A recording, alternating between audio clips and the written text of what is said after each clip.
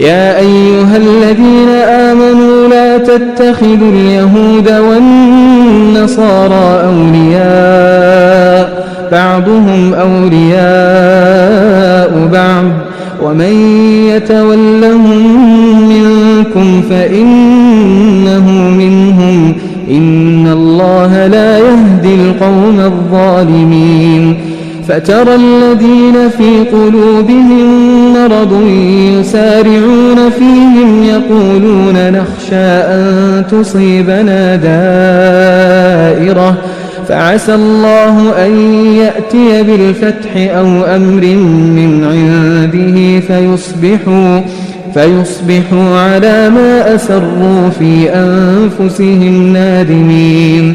ويقول الذين آمنوا أهؤلاء الذين أقسموا بالله جهد أيمانهم إنهم لمعكم حبطت أعمالهم فأصبحوا خاسرين يا أيها الذين آمنوا من يرتد منكم عن دينه فسوف يأتي الله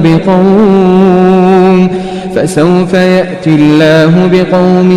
يحبهم ويحبونه أذلة على المؤمنين أعزة على الكافرين يجاهدون في سبيل الله ولا يخافون لومة لائم ذلك فضل الله يؤتيه من